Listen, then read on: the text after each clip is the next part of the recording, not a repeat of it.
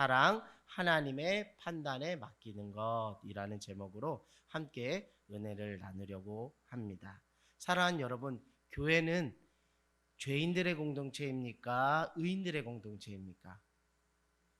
죄인들의 공동체이면서 또 의인들의 공동체예요. 그러면 이 말씀을 여러분들에게 말씀드릴까 해요. 나는 의인을 부르러 온 것이 아니라 무엇을 부르러 왔다? 죄인을 부르러 왔다. 결국 교회라는 것은 죄인들의 공동체인데요. 처음 죄인으로 왔지만 예수 그리스도를 믿는 믿음 안에서 하나님께서 무엇으로 여겨주시는 거예요? 의인으로 여겨주는, 의롭다 여겨주신 거예요. 하나님의 자녀로 여겨주신 그 은혜를 만끽하고 누리는 공동체가 바로 교회 공동체예요.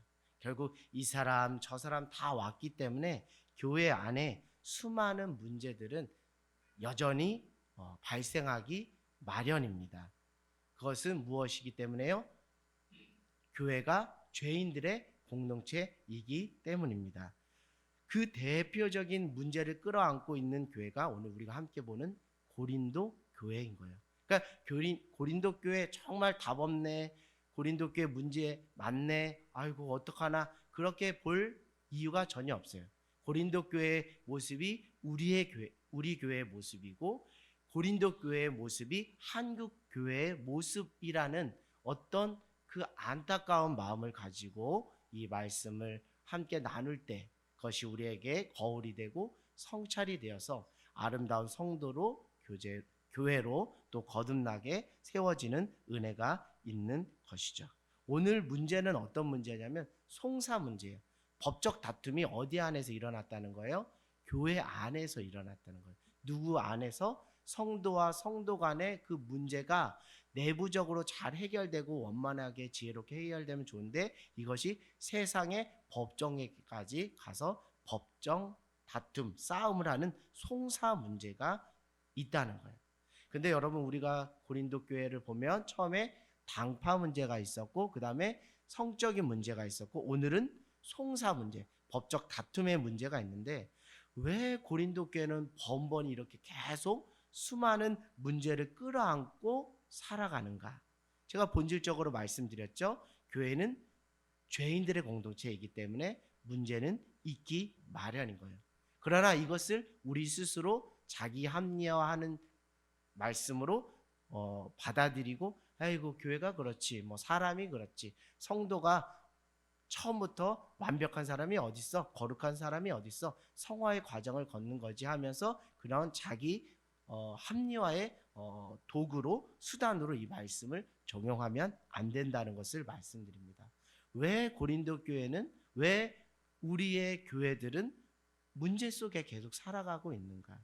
그 두 가지를 좀 고민해 볼 필요가 있다는 거예요. 첫 번째는 왜 자꾸 문제가 발생하게 하는 근원적인 원인이 무엇인가를 말씀드릴까 해요. 그것을 고민해 봐야 되는 거예요. 일전에 목사님께서 신앙생활 그냥 덮어놓고 하지 말고 늘 생각하는 깨어있는 그리스도인 되라고 말씀한 것처럼 왜 교회가 자꾸 문제가 되는지 그 근원적인 근본적인 원인이 무엇인지를 한번 생각해 볼 지점이 바로 이때가 아닌가라는 생각을 해봐요. 그리고 두 번째는 문제는 있기 마련이라고 했는데 이 문제를 어떻게 처리할 것인가 이 부분에 대해서 우리가 고민하고 또 하나님의 지혜와 명철을 구해야 된다는 거예요. 지난번에 우리가 성적인 문제가 고린도 교회 안에 있을 때 이것을 그 지도자들이 뭐 하지 않았다고요? 치리하지 않았다는 거예요. 그러니까 성적인 문제가 드러난 것도 문제지만 이것을 치리하지 않는 그 교회의 영적인 상태와 수준이 더 심각한 문제였다라고 말씀드려요. 고린도 교회의 그 안타까운 지점이 바로 여기에 있는 거예요. 교회들마다 문제는 있기 마련이지만 이 문제를 어떻게 처리해야 될지 몰라 어떻게 한 거예요? 결국 세상의 법정까지 이 문제를 가지고 나오는 안타까운 소식. 이것을 누가 듣게 된 거예요? 사도 바울이 선교지에서 편지를 통해 그 소식을 듣게 된 것입니다. 사랑하는 여러분, 신앙은 다른 것이 아니에요. 가치관의 변화입니다. 가치관의 변화라는 것은 다른 것이 아니라 가치 순위, 가치 서열이 변화돼야 된다는 거예요. 예수 중심의 가치, 하나님 나라의 가치로, 말씀에 기초한 가치로 그 가치의 우선순위가 올라가야 되는 거예요. 예전에는 후순위에 밀려있던 이 가치가 내가 예수 믿고 나서 이것이 상위 가치로 자꾸 올라가는 것이 그리스도 안에서 변화되는 거예요. 결국 신앙생활 오래 했다, 신앙 안에서 변화되었다는 것의 근본적인 그 증거는 내 생각하는 그 판단하는 기준으로서의 가치관이 바뀌었다는 거예요. 그것은 무엇이냐면 가치관이 바뀌지 않으면, 예수님을 믿는다 하지만 하나님의 은혜를 깨달았다 하지만 가치관이 바뀌지 않으면 문제는 어련히 있기 마련이야 라는 것이 아니라 그 문제는 끊임없이 계속적으로 공동체 안에 야기될 수밖에 없는 근본적인 원인으로 작용하게 된다는 거예요. 그 교회의 단면을 보여주는 교회가 무엇이라고요? 고린도 교회라는 거예요. 그러니까 고린도 교회가 계속 이런 근본적인, 앞으로 여러분들한테 좀 안타까운 이야기지만 고린도서는 계속 교회 문제를 자꾸 들춰내는 거예요. 어떻게 보면 불편한 그 진실을 드러내는 것입니다. 오늘날 교회 문제를 드러냈을 때 우리 서로 괴롭고 불편한 것처럼 저는 말씀을 계속 여러분들에게 고린도 교회의 그 문제, 그것이 우리 오늘날 우리 교회 문제입니다. 그 속에서 우리가 무엇을 택할 것인가? 그것은 바로 다른 것이 아니라 사랑을 택해야 됩니다라는 그 방향성으로 계속 가게 되는데, 근본적인 원인은 다른 게 아니에요. 가치관이 바뀌지 않은 거예요. 이 항구 도시요 물질의 풍요 속에 살아가는 이 고린도 교회는 여전히 육신적인 배를 채우는 세상적인 가치관에 사로잡혀서 문의는 그리스도인 같은데 경건의 모양은 있는 것 같은데 경건의 능력을 상실하는 거예요. 그러니까 계속적으로 가치관의 변화가 없기 때문에 문제는 계속 생기기 마련입니다. 오늘날의 한국교회, 오늘날 우리 교회 안에 많은 문제들이 계속 야기되는 것을 보면 우리는 처절하게 반성하고 통렬히 회개해야 돼요. 무엇을 바꿔달라고? 내 안에 있는 육신적인 세상적인 가치를 십자가에서 못 박게 하시고 하나님의 나라 백성의 그 부합하는 가치로 나를 다시 거듭나게 하여 주시옵소서. 물과 성령으로 나를 변화시켜 주시옵소서. 하나님의 말씀과 기도로 나를 거룩하게 하여 주시옵소서라고 기도하는 거예요. 특별히 이 사순절 기간 우리의 가치관을 점검하기를 원해요. 내가 정말 그 가치관의 서열에서 예수 중심의 그 신앙으로 가치가 짜여져 있는가를 보기를 원해요. 그렇지 않으면 교회도 물론이거니와 한 개인도 문제의 연속 속에서 계속 문제를 끌어안고서 문제 가운데 살아갈 수밖에 없는 안타까운 처지에 놓이게 된다는 것을 여러분 알기를 원합니다. 결국 무엇이에요? 당파 문제가 또 무엇으로, 성적인 문제로 또 무엇으로, 송사 문제로 계속 문제의 꼬리에 꼬리를 물고 가는 것은 가치관이 바뀌지 않았다는 것입니다. 여러분 좋은 교회를 원하시나요? 건강한 교회를 원하시나요? 그것은 문제없는 교회를 말하는 것이 아니에요. 퍼펙트 완벽한 교회를 말하는 것이 아니에요. 갈등 없는 교회를 말하는 것이 아니에요. 이 지상의 교회는 퍼펙트 된 교회가 아니라 되어져 가는, growing, 자라가는 교회예요. 왜? 한 개인이 성화되어 가는 그 한 성도들이 함께 공동체를 이루어가기 때문에 서로 부족함을 서로 메꿔주면서 서로 사랑으로 하나 되어져 가는 교회예요. 그렇기 때문에 문제 없는 교회는 없다라는 거예요. 갈등 없는 교회는 없다라는 거예요. 그러나 좋은 교회, 건강한 교회라는 것은 죄인들의 공동체인 교회가 갈등과 문제는 있지만 이것을 어떤 방식으로 처리하고 갈등을 관리해 나가느냐에 따라서 이 교회가 건강한 교회구나, 이 교회가 좋은 교회구나, 이 교회가 성숙한 교회구나라는 것을 알 수 있는 거예요. 이 지점에서 고린도 교회 안에 그런 모습이 전혀 보이질 않으니까 사도 바울이 매우 안타까운 거예요. 무엇이에요? 내부적인 무엇을 상실한 거예요? 자정 능력을 상실해서 그래서 그것을 세상의 법정에 끄집어 나가는 그런 모습에 사도 바울은 안타까움으로 오늘도 편지를 쓰는 것입니다. 그 심정을 가지고 저도 여러분 앞에 또 조국 교회를 향해서 설교를 하는 것이죠.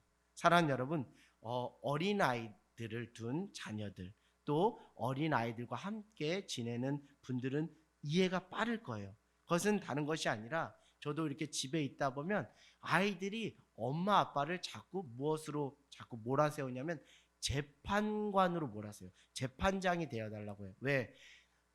나는 잘못한 게 없는데 내 동생이 잘못했다라고 판결을 내려달라고 하기도 하고, 또 동생은 또 누나가 잘못했으니까 누나가 잘못했다고 판결을 내려달라고 해요. 그것은 아이들의 그 판결 내려달라는 것은 정말 뭐 목숨 걸 만한 그런 것이 아닙니다. 뭐 맛있는 것이 있는데 하나밖에 없는데 서로 먹겠다고 하면서 그 속에서 무엇이에요? 다툼이 일어나는 것입니다. 뭐 장난감이 하나 있는데 그거 자기 혼자 놀고 싶은데 같이 나눠서 놀아야 되고 양보해야 되니까 그런 것 때문에 그런 거예요. 결국 어린아이라는 것은, 어린아이에게 있어서 문제라는 것은 시시콜콜한 문제예요. 우리 어린들이 보면 목숨 걸 일이 전혀 아니라는 거예요. 시시콜콜한 거예요. 제가 나 때렸어 엄마, 제가 혼자 저거 맛있는 거 먹어, 저 혼자 장난감 자기가 혼자 놀아, 이런 시시콜콜한 거 가지고 부모님께 나와서 판결을 내려달라는 거예요.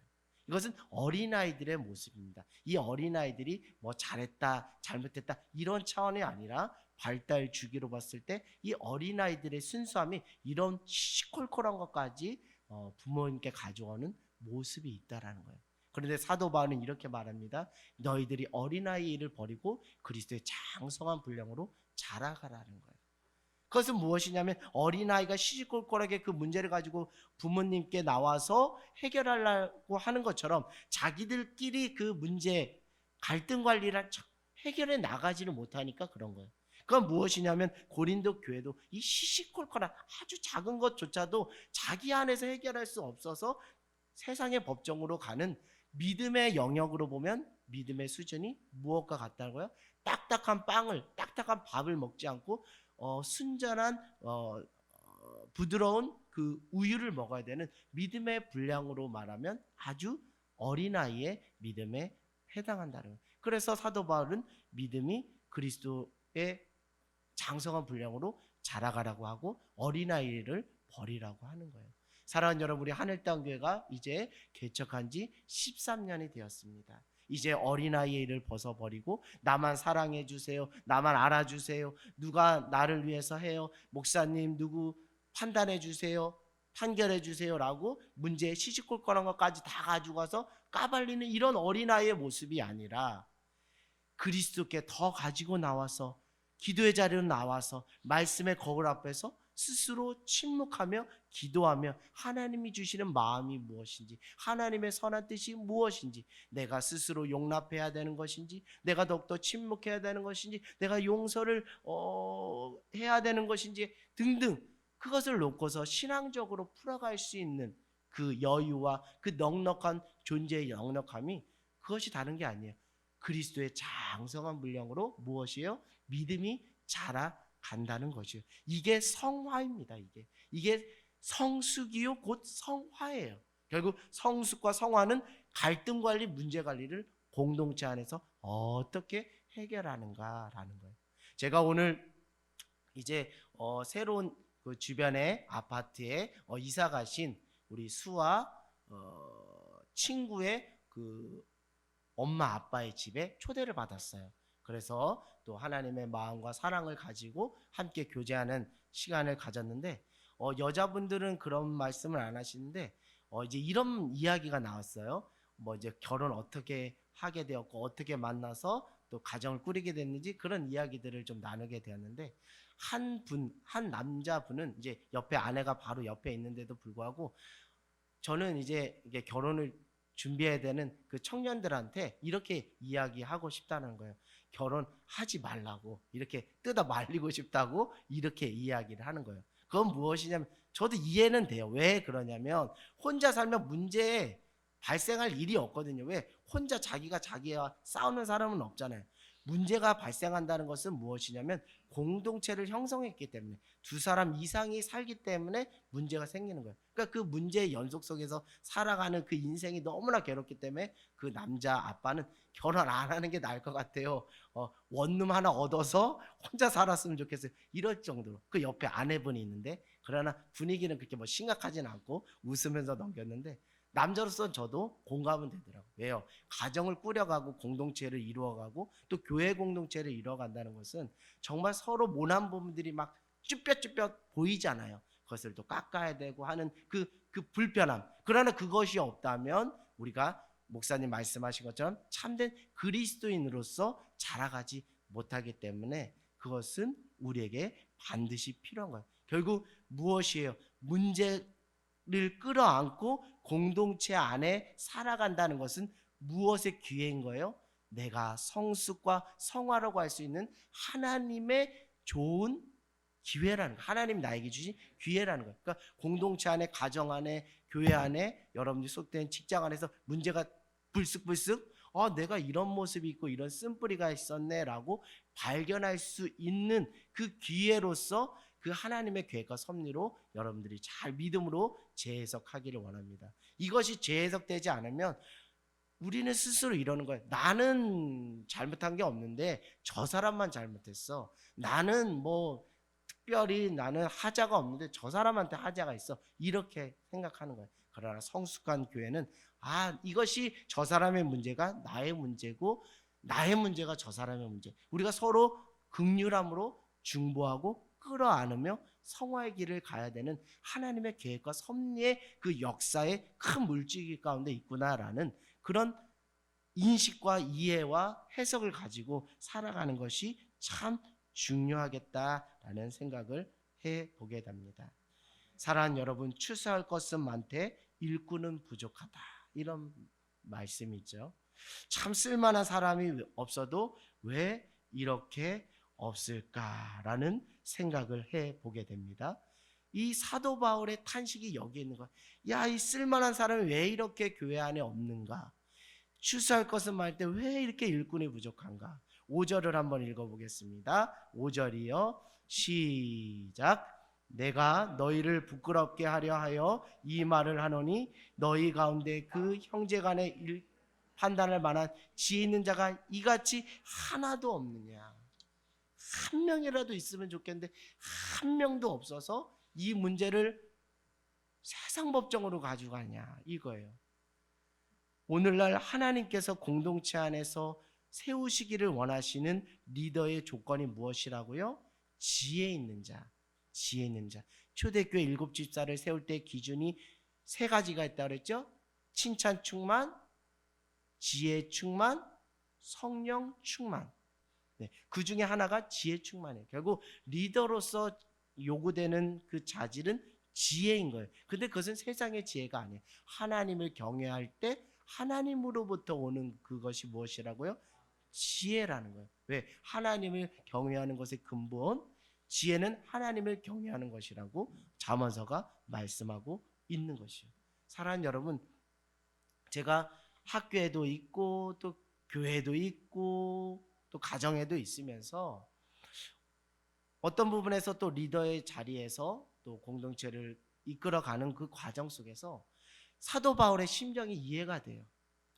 갈수록 이기주의, 개인주의 그렇게 하면서 공동체가 깨어져 나가고 어떤 문제가 있으면 서로 이것을 좀 끌어안고서 해결하려고 하는 시도나 노력도 하지 않고 그냥 팩하고 등을 돌리고 각자 자기 방으로 들어가는 이 현대의 모습, 이 공동체의 산산이 조각낸 이 모습과 현실 속에서 하나님이 지혜 있는 자, 리더, 일꾼 한 사람을 정말 필요로 하시겠구나라는 생각을 해보게 돼요.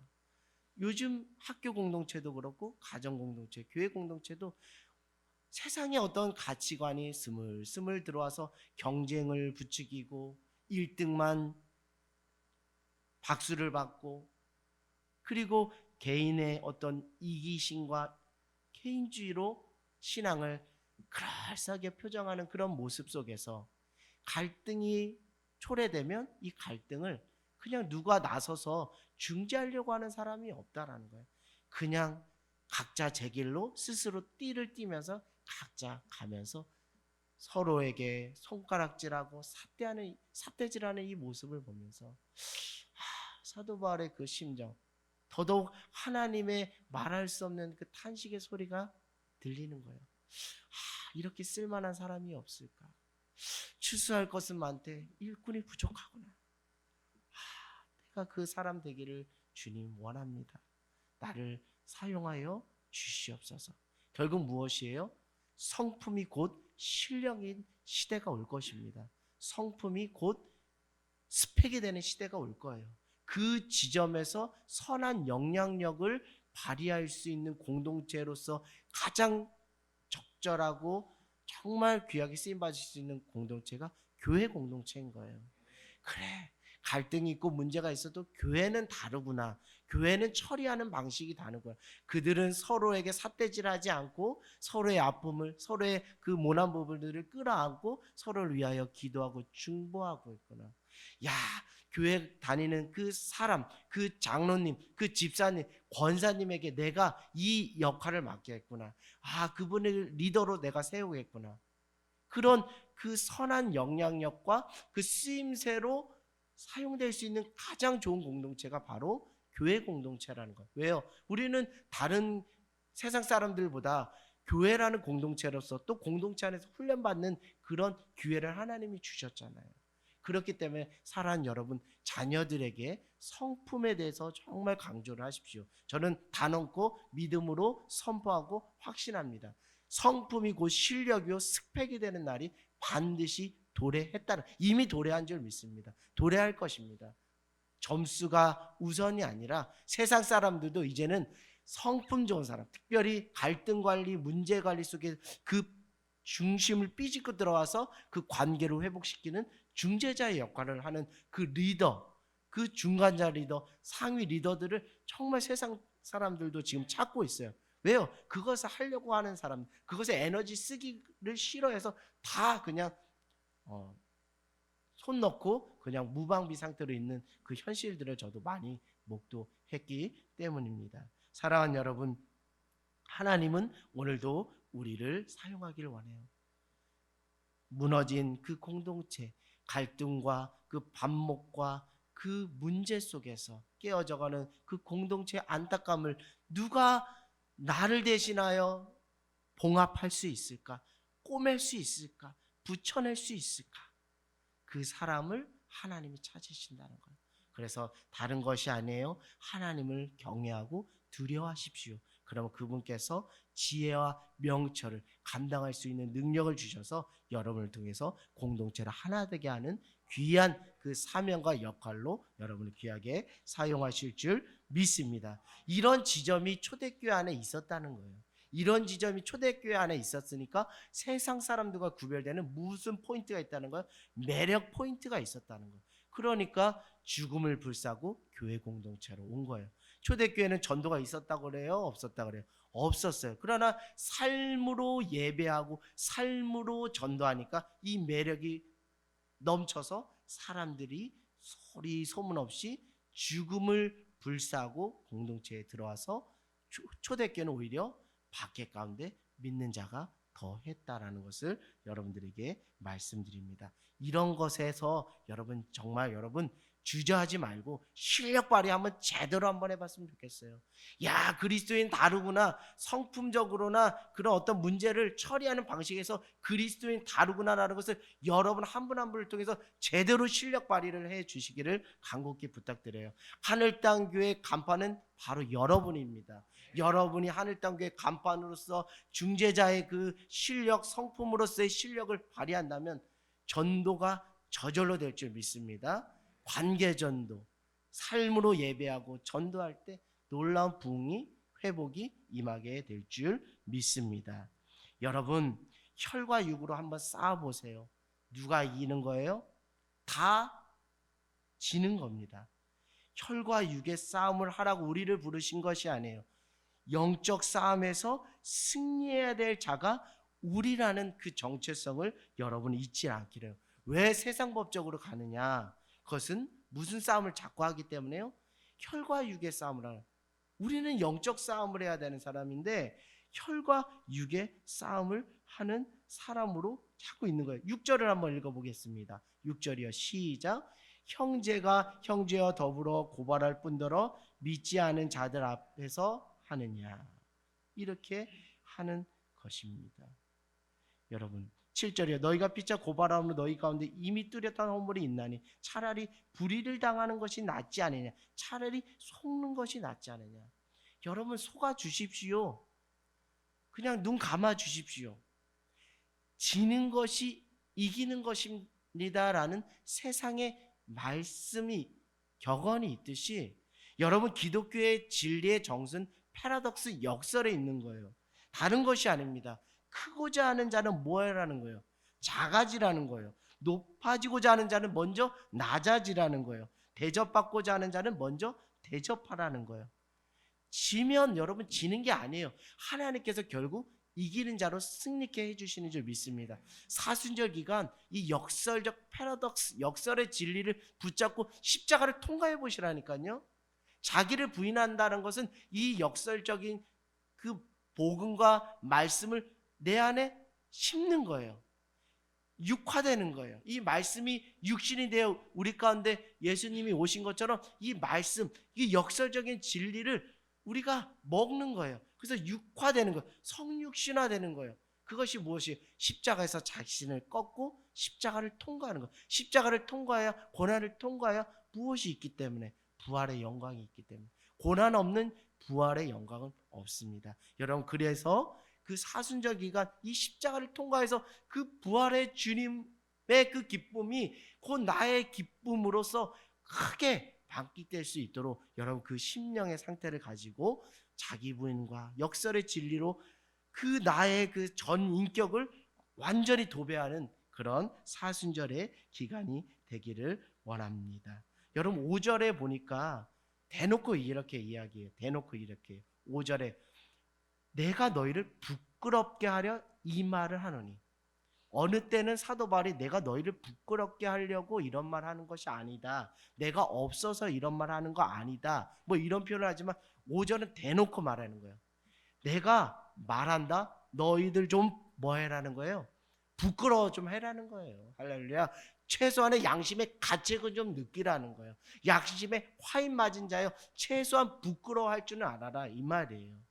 그 지경으로 한국교회가 그 밑바닥을 지금 치고 있다라는 거예요. 믿는 성도가 구별됨으로 거룩함으로 옷을 입지 못하고 있는 지점에서 하나님이 우리에게 하시는 그 교회에게 하시는 엄한 말씀이라. 이제는 좀 부끄러워해라. 부끄러워할 줄 아는 그리스도인이 되라. 생각하는 그리스도인이 되라. 부끄러워할 줄 아는 그리스도인이 되라. 그럴 때 우리 안에 하나님께서 어떻게 인도하세요?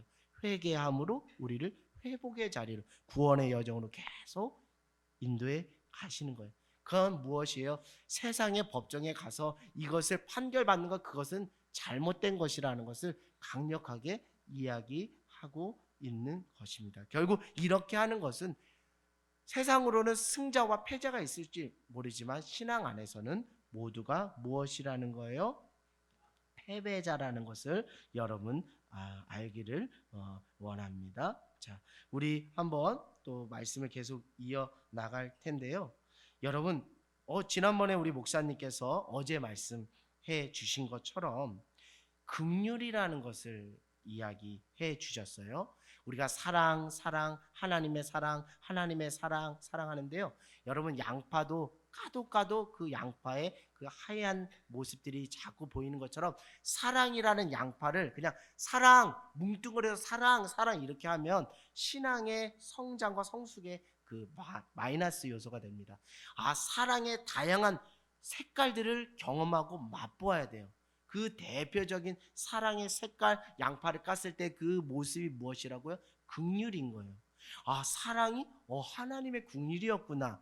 그것을 여러분들이 이제는 지식이 아니라 맛보아 경험하고 그 은혜들을 누릴 줄 알아야 사랑을 경험하고 누려보고 깨달은 자가 또 사랑할 수 있는 거잖아요. 왜요? 우리는 하나님의 사랑을 입은 자. 그것은 다른 말로 말하면 하나님의 긍휼을 입었잖아요. 본질상 진노의 자녀, 죽음으로 갈 수밖에 없는 죄의 삭은 사망의 자리로 갈 수밖에 없지만 하나님께서 예수 그리스도를 통해서 우리를 무엇으로 긍휼로 우리를 여겨 주셨잖아요. 결국 무엇입니까? 고린도 교회 안에 안타까운 것은 무엇이냐면 다른 게 아니에요. 판단 대신 긍휼로 나가야 되는데 판단이 먼저 앞섰던 거예요. 시시비비 도덕적인 어떤 판단의 그 영역이 긍휼의 속도보다 빨랐다는 거예요. 여러분 사순절 기간 시시비비를 판단하는 속도보다 긍휼의 속도가 더 빨라지기를 원합니다. 이것을 깨트리는 시간, 이것을 훈련하는 시간이 사순절의 기간이 될 때 이 사순절 기간에 우리에게 유익이 있는 거예요. 뭐 어떤 사람을 보고 어떤 문제를 볼 때 빨리 판단하고 싶잖아요. 아, 저 사람이 잘못했네. 아, 저건 저렇게 해야 되네. 하고 빨리 결론 내고 싶잖아요. 그것도 필요하지만 그 속도보다 무엇의 속도? 하나님의 긍휼의 속도가 우리의 심령에 먼저 작동하기를 원합니다. 그래서 영적 센서가 거기에 먼저 작동할 때 그럴 때 믿는 그리스도인이 세상과 다른 교회가 세상과 다른 공동체로 성도로서 세상 가운데 선한 영향력을 끼칠 수가 있는 것이에요. 그래서 여러분 이제는 하나님의 긍휼을 우리가 더욱더 묵상하며 그 긍휼 안에서 덕을 세우는데 여러분 삶을 살아가는 저와 여러분 모두가 되기를 원합니다. 12절을 한번 읽어보겠습니다. 시작. 12절에 시작. 모든 것이 내게 가나 다 유익한 것이 아니요 모든 것이 내게 가나 내가 무엇에든지 얽매이지 아니하니. 아멘. 모든 것이 가나 다 뭐하진 않다고요? 유익한 것이 아니에요. 모든 것을 할 수 있는 자유를 우리에게 하나님이 주셨어요. 그러나 그 자유가 무엇으로 가면 안 돼요? 방종으로 가면 안 돼요. 세상 법정에 서는 그 자유로 가면 안 돼요. 시시비비를 내리는 그 판단의 속도로서 작용하는 자유가 되면 안 돼요. 갈라디아서 5장 13절 한번 찾아서 읽어보겠습니다. 갈라디아서 5장 13절 말씀이에요. 이 말씀도 여러분의 사순절 기간 정말 여러분 마음에 새기면서 우리가 살기를 원합니다. 갈라디아서 5장 13절이에요. 자, 갈라디아서 5장 13절 308쪽입니다. 자, 5장 1절과 13절을 한번 읽어보겠습니다. 시작. 그리스도께서 우리를 자유롭게 하고 자유를 주셨으니 그러므로 굳건하게 서서 다시는 종의 멍에를 매지 말라. 13절이요. 시작. 형제들아 너희가 자유를 위하여 부르심을 입었으나 그러나 그 자유로 육체의 계를 삼지 말고 오직 사랑으로 서로 종노릇하라. 아멘. 이것이 무엇이에요? 판단의 속도보다 긍휼의 속도가 빠른 거예요. 자유로 방종하고 육체의 기회를 삼는 것이 아니라 사랑으로서 종노릇하는 것이 뭐하다고요? 유익하다는 거예요. 그게 덕이라는 거예요. 공동체를 세우는 덕이라는 거예요. 판단보다 무엇으로요? 하나님의 긍휼에 기초한 덕을 세우는 자로서 하나님이 사랑으로 종노릇하는 자로서 여러분을 하나님께서 사용하기를 원한다는 거예요.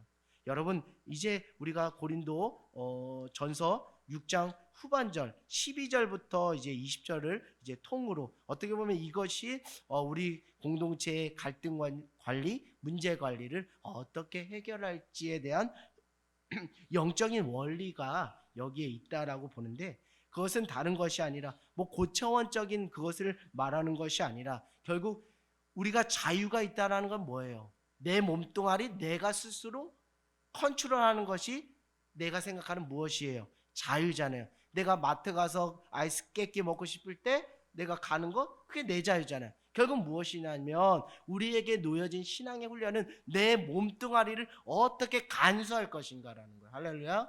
이 몸뚱아리를 육체의 기회 방종으로 삼을 것인가 사랑으로서 종노릇함으로 공동체 안에 덕을 세우는데 이 몸을 사용할 것인가. 결국 무엇이에요? 12절부터 20절은 우리 교회 공동체 성도들 안에 정립되어야 될 신학과 신앙이 있는데, 그것은 다른 것이 아니라 저는 이렇게 말씀드리고 싶어요. 몸의 신학과 신앙이 바로 서야 된다는 것. 그것은 하나님 나라 가치와 다르지가 않다라는 것이요.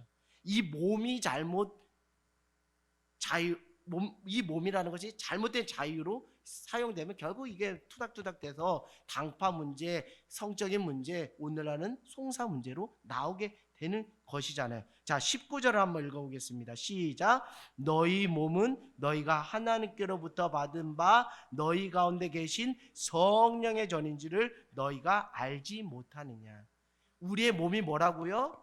성령이 계시는 성령의 전이라는 것. 이게 단순히 이 몸뚱아리 이게 아니라 내 안에 하나님의 거룩하신 성령께서 거하시는 전이라는 그 신학과 신앙의 그 기초, 그 가치관을 가지고 자유를 사용할 때 사랑으로서 종노릇함으로 우리가 공동체에 유익을 끼칠 수가 있다라는 것. 뒷절을 한번 읽어보겠습니다. 19절 뒤에 시작. 너희는 너희 자신의 것이 아니라.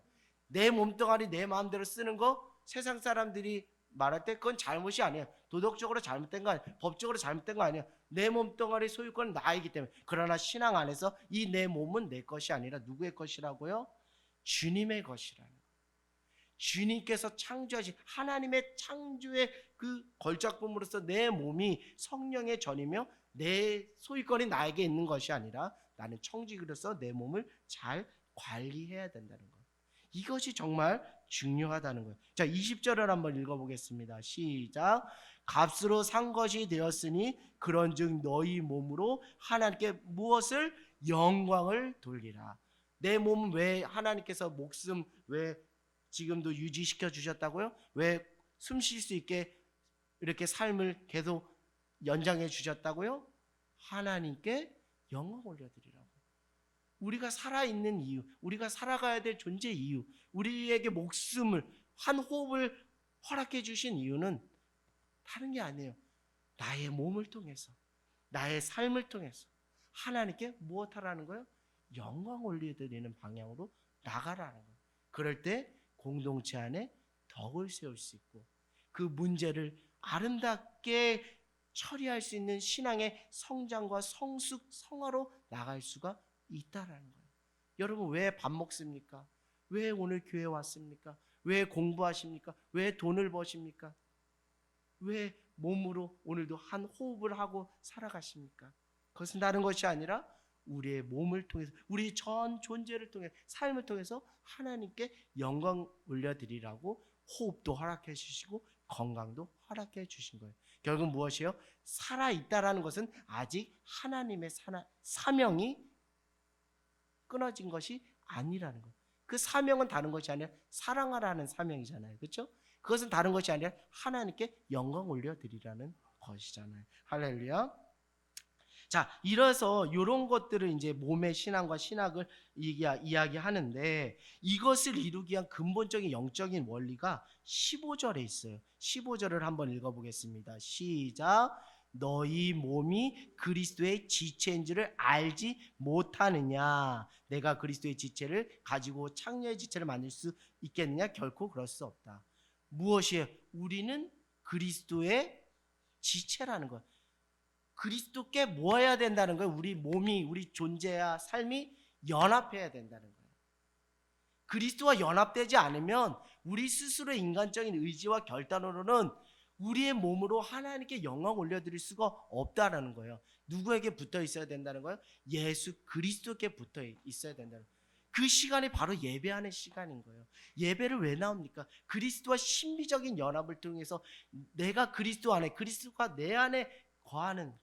그래서 내 몸이 방종이 아니라 사랑으로서 종로타기 위해서 지금 있는 거예요. 그래서 날마다 예수 그리스도와 먹고 마시고 사귐과 누림 속에 나가는 그 시간, 그 시간에 아주 클라이막스 좋은 시간이 사순절의 기간이잖아요. 예수 안에 있어요. 성령 충만의 증거는 다른 게 아니에요. 내 안에 예수로 꽉 찬 게 성령 충만인 거예요. 어떤 현상이나 능력도 물론 있지만 근본적인 건 예수님과 같이 연결되어 있는, 연결되어 있어요. 내가 예수님 안에 있어야 우리가 할 수 있다 그러죠. 나는 포도나무, 너희는 가지라. 너희가 나 안에 붙어 있으면 너희가 많은 것을 할 수 있다라고 하잖아요. 여러분, 그런 은혜들이 여러분의 삶에 있기를 원합니다. 20절로 한번 가보겠습니다. 값으로 산 것이 되었으니. 20절, 값으로 산 것이 되었으니. 그 값을 누가 지불해 주신 거예요? 예수께서. 누가 허락하셔서, 하나님께서 자기의 하나밖에 없는 독생자 예수 그리스도를 십자가에 내어주시는 것을, 우리를 살리기 위해서 허가를 내주셔서, 허락하셔서 예수님의 십자가의 그 피값으로 우리를 사신바 되었다 그래요. 사신바 되었다. 여러분, 이런 말씀 있죠? 밥값 합시다, 이런 말 있잖아요. 밥값 합시다. 제가 이제 학교에서 이제 출근을 하다 보면 이제 뭐 이렇게 방학 중에는 이렇게 온종일 근무를 하지 않지만 필요에 따라서 중간중간 나와서 이렇게 근무를 하는데, 어떤 분이 이제 그냥 저기 오전만 하고 이제 개인 일정이 소화하려고 하는데, 이제 그 종일 근무하시는 분이 뭐 어떤 밥을 시켰는데 좀 많이 시킨 거예요. 그랬더니 이제 그분이 털썩 그거를 이제 반나절만 할 뿐이 그것을 털썩 먹게 된 거예요. 그러니까 이제 주면서 이렇게 이제 선임 교사가 이렇게 말을, 이제 먹었으니까, 이제 쉽게 말해 햄버거 먹었으니까 이제 햄버거 값 해야지 하니까 이제 후배 교사가 조금 해서 조금 더 근무를 하시고 가시더라고요. 뭐 우스갯소리지만 밥값 해야지라는 것처럼 우리는 무엇의 값을 해야 되는 성도인가요? 십자가의 은혜 값을 우리는 해야 되는 그 책무가 우리 안에 있다는 거예요. 여러분, 주님께서, 우리가 죽어야 되는데 주님께서, 예수님께서 십자가에 달려 돌아가심으로 그 십자가의 그 값을 지불하면서 우리를 사셨는데, 우리가 그냥 요즘 말로 말하면 먹고 튀는 것처럼 우리가 십자가의 은혜와 사랑을 경험했는데 그것을 알고서 우리가 그냥 외면한다면 오늘날의 먹튀 논란과 뭐 다르지가 않잖아요, 신앙 안에서. 그러나 오늘날 우리 그리스도인들, 목사님이 일전에 말씀드린 게 다른 게 아니에요. 먹튀 논란을 방지하기 위해서는 믿음이라는 것은 하나님의 은혜에 대한 무엇이다? 반응이다. 사순절 기간 하나님의 은혜에 대한 반응은 무엇이다? 십자가의 값으로 내가 살았으니까 그 값을 하는, 십자가의 값을, 밥값 받듯이 십자가의 값을, 은혜의 값을 알고 그 은혜의 값에 보답할 줄 아는 것, 그것을 깨닫고 알아갈 때 이 몸이 하나님께 영광을 올려드리고 사랑으로 종노릇하며 갈등 관리 속에서 서로 판단의 속도보다 하나님의 긍휼의 속도로 공동체 안에 사랑을 힘써 지켜가는 그런 믿음의 성도요, 아름다운 공동체로 사용되어 나갈 줄 믿습니다. 여러분, 이제 말씀을 마칠게요. 사랑이라는 것은 하나님의 판단에 맡기는 거예요. 왜요? 그 영역은 우리의 영역이 아니라 누구의 영역이기 때문에? 하나님의 영역이기 때문이에요. 그것은 사순절 기간 더욱더 예수님께 연결되어 있는 거고 예수님의 십자가를 묵상하는 거예요. 그래서 우리의 가치 순위의 1순위가 오직 예수와 그의 십자가만을 내가 자랑한다라는 사도 바울의 고백이 우리의 고백이요, 그것이 우리의 1순위의 가치가 될 때 그것이 아름다운 변화로서 세상 가운데 선한 영향력, 갈등은 문제는 있기 말하지만 오히려 그것이 전화위복 역전되어서 도리어 서로가 세워지고 공동체와 성도가 성숙하고 성화되어가는 하나님의 은혜로운 반전의 이야기를 써가는 놀라운 은혜가 있을 줄 믿습니다. 그 기간이 바로 사순절의 기간이 되기를 주님의 이름으로 간절히 소망합니다.